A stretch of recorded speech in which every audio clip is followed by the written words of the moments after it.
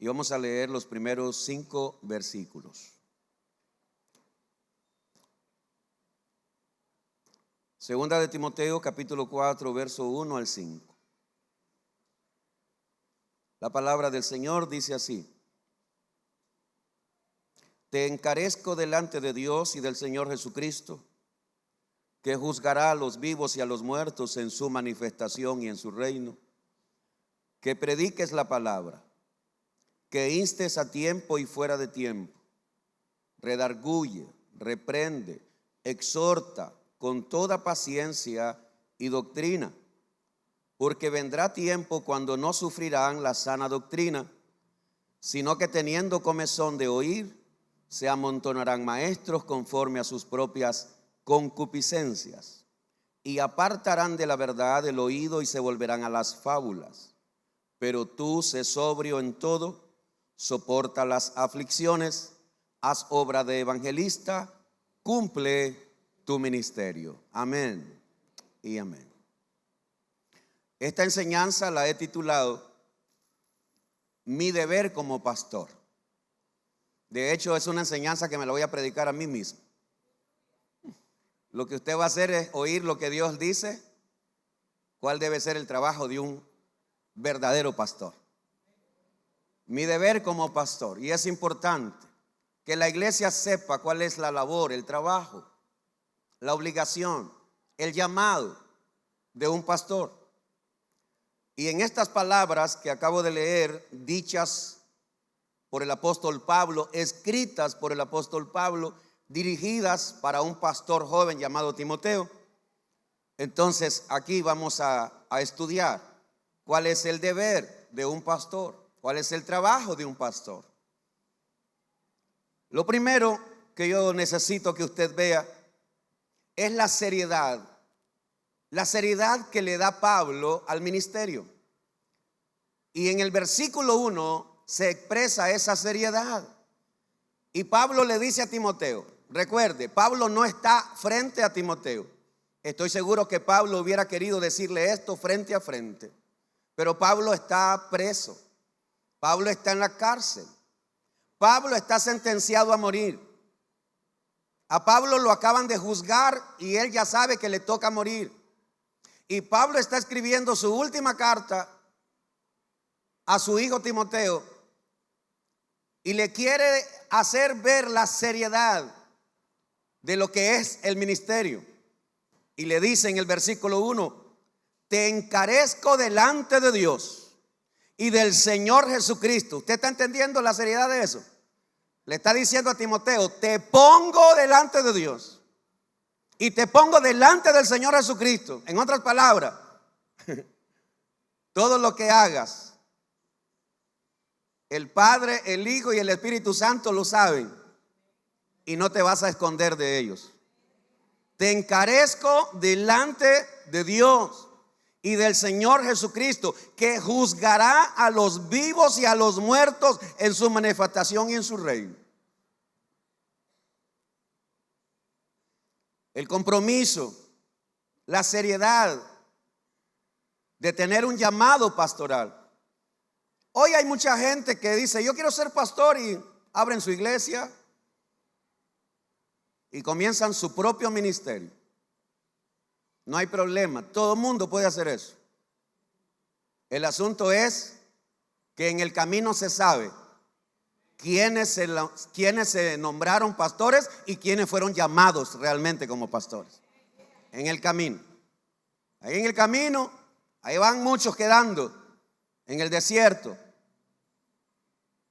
Te encarezco, te pongo delante de Dios y te pongo delante de Jesucristo, quienes van a juzgar a los vivos y a los muertos. Entiende que ellos van a juzgar si tu trabajo lo haces con honestidad, seriedad.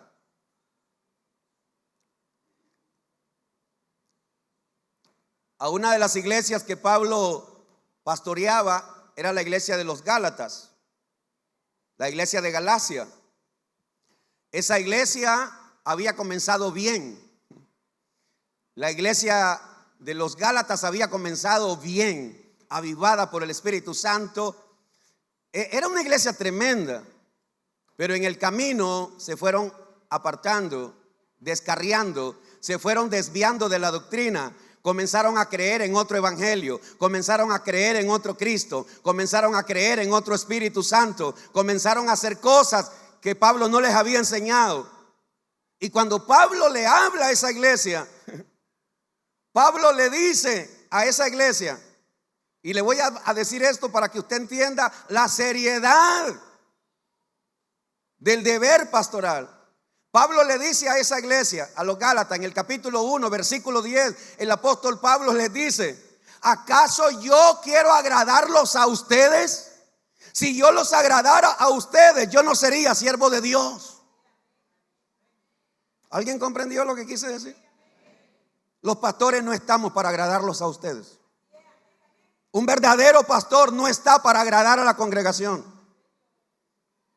No está para caerle bien a usted.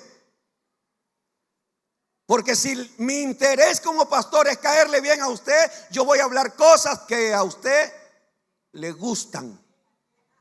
O hablo lo que Dios dice que debo hablar.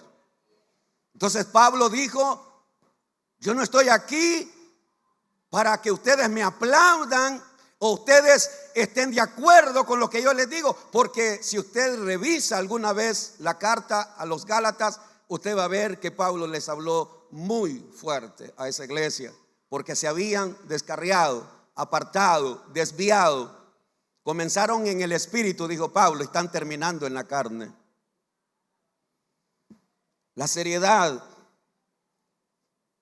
Es tan serio el ministerio pastoral que en el libro de Hebreos capítulo 13 verso 17 dice: obedeced a vuestros pastores y sujetaos a ellos, porque ellos velan por vuestra alma como quienes han de dar cuenta. ¿Tú sabes la seriedad? Los pastores vamos a dar cuenta del trabajo que estamos haciendo. Un día vamos a ponernos delante del Señor y vamos a rendir cuenta del trabajo, de la palabra que predicamos. Si lo que hicimos lo hicimos para ganar popularidad, si el trabajo que hicimos fue para que ganáramos dinero, o el ministerio lo que me mueve es el dinero o son las almas.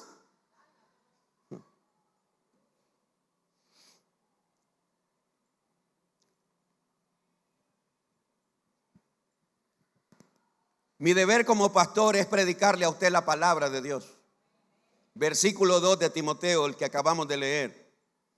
Después que Pablo le dice a Timoteo: te encarezco delante de Dios y del Señor Jesucristo, que juzgará a los vivos y a los muertos en su manifestación en su reino. Versículo 2, ¿qué le dice? Que prediques. ¿Que prediques qué? ¿Qué debe predicar todo pastor? La palabra. Que instes a tiempo y fuera de tiempo. Redarguye, reprende, exhorta con toda paciencia y doctrina. Palabra. Debo predicarles a ustedes con insistencia y perseverancia. Mi deber como pastor es predicarle a usted hasta que Cristo sea formado en ustedes. Mi deber como pastor es redarguir, reprender y exhortar. En ninguna parte de ese versículo dice que yo debo sobarlo a usted. Como hay gente que espera, ¿verdad?, que el pastor venga y le sobe el pecado. Hay gente que anda de iglesia en iglesia porque quieren encontrar al pastor que le diga que todo va a estar bien. Hay gente que anda buscando eso. Que le diga: no importa, usted anda en pecado, Dios tiene tanta misericordia que con pecado te vas al cielo. Hay gente que anda buscando eso. Si veniste buscando eso aquí, te equivocaste de iglesia. Versículo 2, que predique la palabra. Que instes a tiempo y fuera de tiempo. Mi deber no es solo predicar aquí, sino donde quiera que pueda ir y tener oportunidad de predicar. ¿Y qué es lo que dice? Redarguye. Redarguye. ¿Qué otra cosa dice? Reprende. ¿Y qué otra cosa? Exhorta. Encuentra en ese versículo algo así como: pastores, traten al pueblo como... O sea, acarícialo, sóbalo, chinchinelo. ¿Encuentran eso ahí ustedes? No, entonces no ande esperando eso cuando usted venga aquí. No venga esperando eso aquí. Aquí no venga esperando eso. No venga esperando eso. Hay un versículo que desde que lo conocí, ese versículo en mi Biblia lo tengo marcado. Se lo quiero regalar. Y espero en Dios que el Espíritu Santo le ilumine lo que quiere decir ese versículo. Espero que me lo pongan. Eclesiastés 12:11. Eclesiastés 12:11.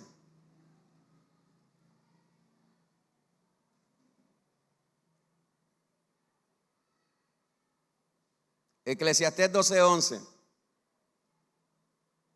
Me gustaría que usted lo lea. Me gustaría que usted lo marque en su Biblia.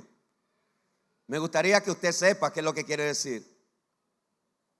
Eclesiastés 12:11 dice: las palabras de los sabios son como aguijones y como clavos hincados son las de los maestros de las congregaciones dadas por un pastor. Otra vez, las palabras de los sabios son como ¿qué? Aguijones. Y si usted no sabe qué cosa es un aguijón, cuando encuentre un alacrán, tóquelo y se va a dar cuenta qué cosa es un aguijón. El aguijón es lo que tiene el alacrán al final de la cola, donde pica el veneno. Ese es el aguijón. Si usted quiere saber qué es un aguijón, alborote un avispero y quédese por ahí y va a ver cómo va a quedar. Las avispas tienen aguijón. Y el aguijón del alacrán y el aguijón de una avispa no te hace sentir nada bonito ni alegre. ¿Aló?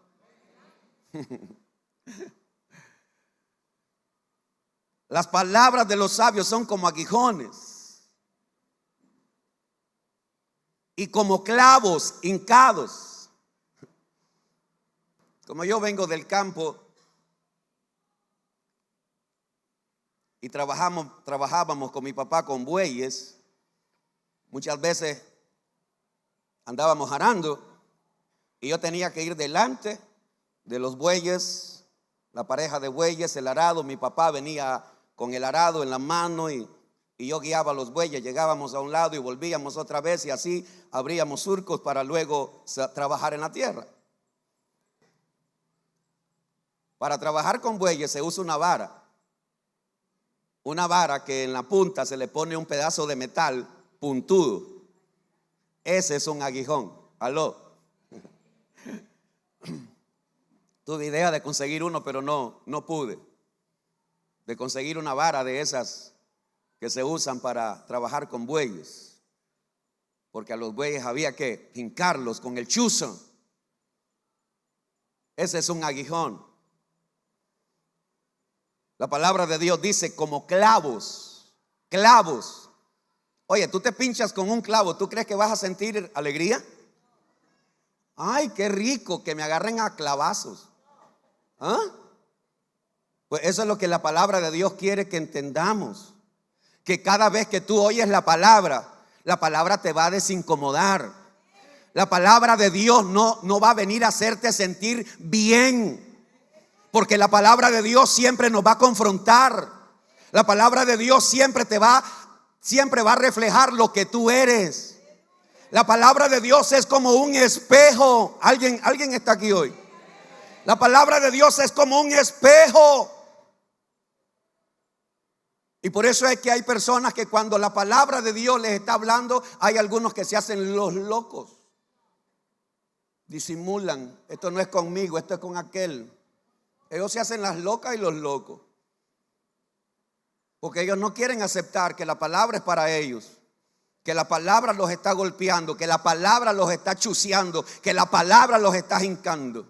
No quieren entender. Las palabras de los sabios son como aguijones y como clavos hincados son las de los maestros de las congregaciones dadas por un pastor. Por eso es que usted me ve a mí predicar con tanta libertad. Yo no estoy preocupado si a usted le caigo bien o le caigo mal. Eso no me preocupa a mí. A mí no me preocupa si usted sale hablando mal de mí, no me preocupa para nada. Porque yo sé a quien le voy a rendir cuentas es a Él. Que usted diga cualquier cosa de mí, me tiene sin problema. Yo entiendo que mi deber como pastor es predicarle a usted la palabra. Y esa palabra muchas veces te va a redarguir, te va a hacer ver tus errores. Esa palabra muchas veces te va a reprender, te va a enseñar que vas equivocado. Esa palabra te va a exhortar para que te endereces. Eso es lo que hace la palabra de Dios.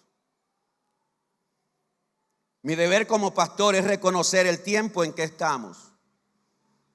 Mi deber como pastor es darme cuenta qué tiempo estamos viviendo. Mire lo que dice el versículo 3 y versículo 4 de segunda de Timoteo. Porque vendrá tiempo cuando no sufrirán la sana doctrina. Eso lo anunció Pablo hace ya casi 2000 años, o ya llegamos, creo yo, más de 2000 años. Va a venir un tiempo, dice Pablo, donde la gente ya no va a querer oír la sana doctrina. Y por eso es, ay Dios mío, por eso es que la gente tiene comezón de oír lo que quiere oír. Me voy a explicar una vez más para darme a entender. Como la gente no quiere oír la sana doctrina. ¿Y qué es la sana doctrina, pastor? Bueno, la sana doctrina tiene que ver con que todo hombre debe arrepentirse. La sana doctrina tiene que ver que toda persona debe nacer de nuevo. La sana doctrina tiene que ver, mi amado hermano, que el Señor nos dice que aquellos que lo sigamos debemos negarnos a nosotros mismos y tomar nuestra cruz y seguirlo. La sana doctrina tiene que ver con vivir una vida de santidad. Pero hoy la mayoría de cristianos queremos vivir nuestra vida a nuestra manera. Queremos ser cristianos, pero a mi propia forma de ser cristiano. Es que no es necesario ser, como que dicen algunos, no es necesario ser tan religioso, tan fanático. Es que eso era antes, ahora no. No se puede servir a dos señores.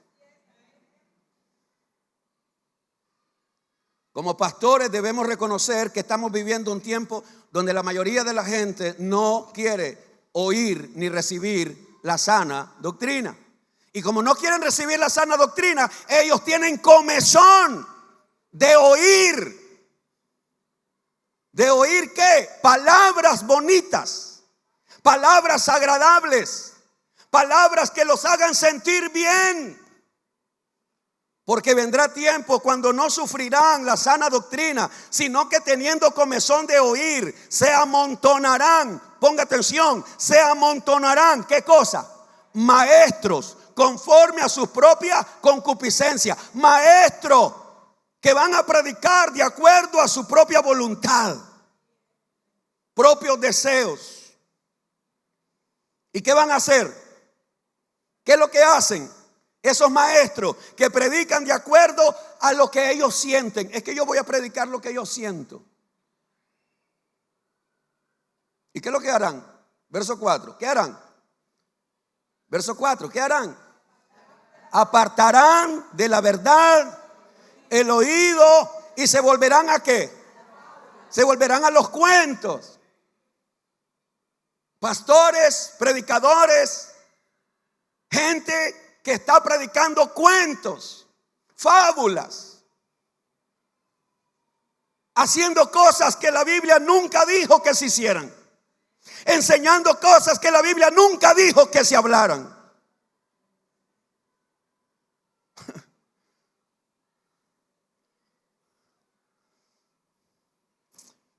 Lea conmigo Tito capítulo 1, versos 13 y 14.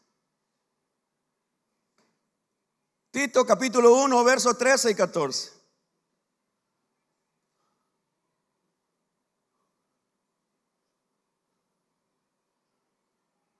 Esta es otra carta de Pablo para otro pastor llamado Tito.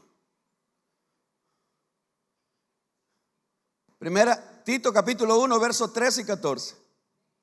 Este testimonio es verdadero. Por tanto, repréndelos ¿Cómo dijo que lo reprendiera? Duramente. Para que sean sanos en la fe. Verso 14. No atendiendo. ¿A qué? A fábulas judaicas, ni a mandamientos de qué, de hombre, que se apartan.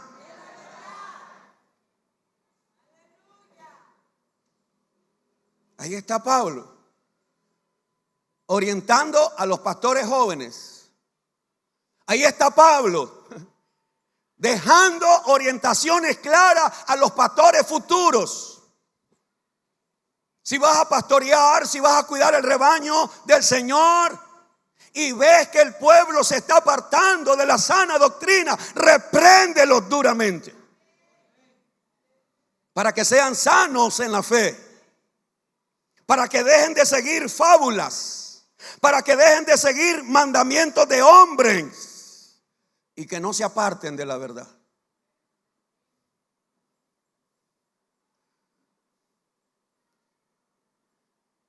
Mi deber como pastor es cumplir el ministerio que Dios me ha dado.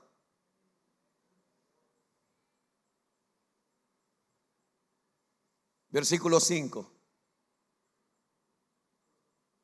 Mi deber como pastor es cumplir el ministerio que Dios me ha dado. Versículo 5 de 2 de Timoteo 4. Pero tú sé sobrio en todo, soporta las aflicciones, haz obra de evangelista, cumple tu ministerio. Antes que se me olvide, yo quisiera decir que si el Cristo no ha venido por su iglesia y a mí me tocara morir, me gustaría que alguien predicara este mensaje el día de mi vela.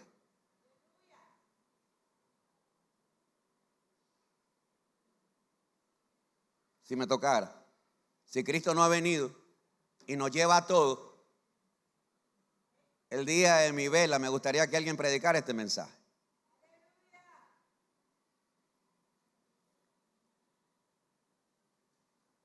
Porque les va a recordar a ustedes,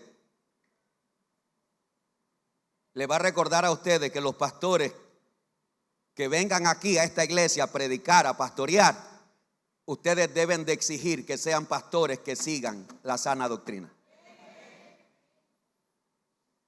Eso deben exigir ustedes. Mi deber como pastor es cumplir mi ministerio. Y en el ministerio yo sé que voy a enfrentar aflicciones. La primera aflicción que yo enfrenté cuando comencé a pastorear fue con mi propia esposa. No estaba de acuerdo que yo fuera pastor.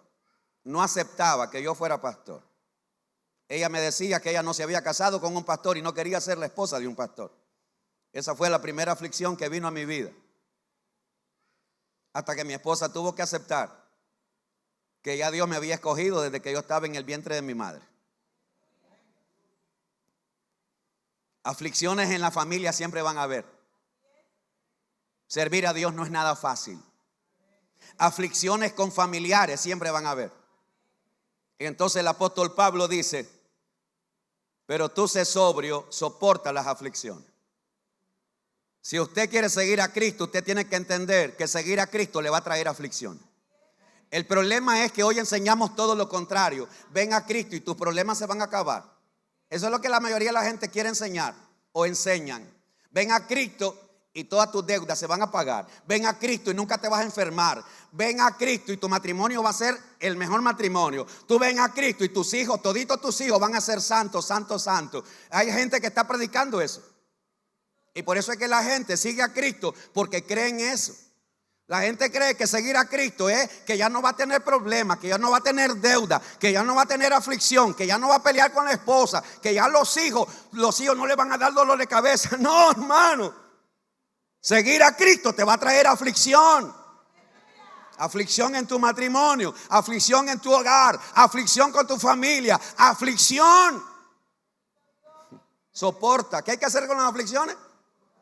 Hay que soportarlas. No me dice la Biblia que yo debo correrme a las aflicciones. Yo no debo correrme. Yo debo aprender a soportar las aflicciones.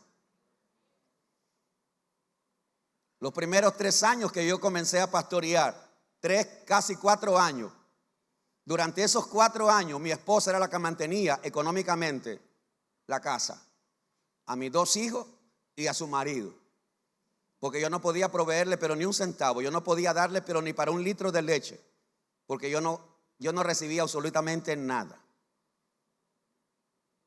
Y mi esposa tuvo que hacerse cargo de eso. Después medio le ayudé yo allí a vender helado en la casa. A vender helado. Aprendí a hacer helado. Y ahí con algo ayudábamos. Pero muchas veces esa presión venía sobre mi esposa. ¿Y cuándo vas a ir a buscar un trabajo? Es que ya tengo el trabajo, ya el Señor me dio un trabajo.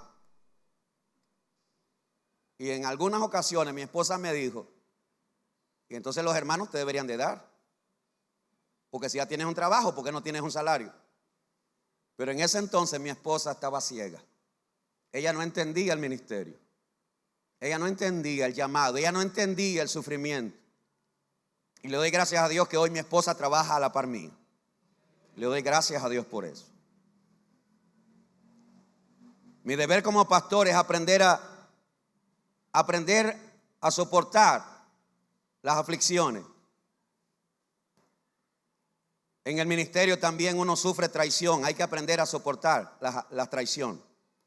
En el ministerio uno enfrenta necesidades. Hay que aprender a soportar las necesidades. Y una de las cosas que más me aflige a mí es ver cuánta gente pudiendo servir a Dios no lo hace. Una de las mayores aflicciones que yo tengo como pastor es ver cuánta gente pudiendo hacer algo para la obra de Dios no lo hacen. Cuánta gente pudiendo hablar, predicar, invitar, traer a otros no lo hacen. Esa es mi mayor aflicción. De hecho, la mayor aflicción que hay en mi corazón como pastor es ver cuánta gente Dios le ha dado bendición, cuánta gente Dios le ha salvado, cuánta gente Dios le ha provisto, cuánta gente Dios ha restaurado su matrimonio, cuánta gente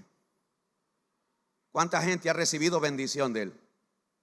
Y qué malagradecido que somos, que mucha de esa gente que ha recibido bendición, sanidad, provisión, cuánta de esa gente solo pone excusa cuando se le dice, sirve al Señor, háblale a alguien, invita a otro. Yo sé que esta parte es difícil escucharla, pero es una de las mayores aflicciones que hay en mi corazón como pastor. Cuando Jesucristo miraba las multitudes, ¿qué dice la Biblia? Que el Señor tenía compasión de las multitudes. ¿Por qué? Porque eran como ovejas desamparadas que no tenían pastor. Cuando uno entiende que hay una ciudad, que hay familiares suyos que todavía no son cristianos, que hay amigos suyos que no son cristianos, que hay vecinos suyos que no son cristianos, que hay compañeros de trabajo suyos que no son cristianos, que hay gente que estudia con usted que no son cristianos, pero ¿por qué no los invitamos? ¿Por qué no les estamos testificando? ¿Por qué no los estamos compartiendo? ¿Por qué no estamos llevando nuestro testimonio y poderles decir, ven, como la mujer samaritana que fue a la ciudad a decirle, encontré a un hombre allá, me parece que ese es el Mesías, vengan conmigo, tal vez vengan, algo vamos a recibir, vamos. Y que dice la Biblia que muchos vinieron y creyeron en Jesús por la palabra de esa mujer. Y otros se convirtieron al oír el mensaje de Jesús. ¿Cuánta falta hace hoy que entendamos los miembros de las iglesias que tenemos que dar de gracia porque de gracia hemos recibido? Pero la mayoría de nosotros nos hemos quedado recibiendo de gracia, pero no queremos dar de gracia. Recibimos un milagro, pero ¿por qué no podemos hablar de ese milagro a otros? Hemos recibido restauración, pero ¿por qué no podemos hablar de esa restauración a otros para poderlos traer? Mi deber como pastor es cumplir mi ministerio. Y en mi ministerio voy a sufrir, a soportar las aflicciones. En el ministerio que Dios me ha dado, debo hacer la obra de evangelista. Debo hacer una obra evangelística. Versículo 5, lo vuelvo a leer. Pero tú sé sobrio en todo, soporta las aflicciones, haz obra de evangelista. Haz obra de evangelista. Cada vez que yo me paro en este lugar, yo estoy evangelizándote. Te estoy predicando el evangelio. Te estoy tratando de guiar a Jesús.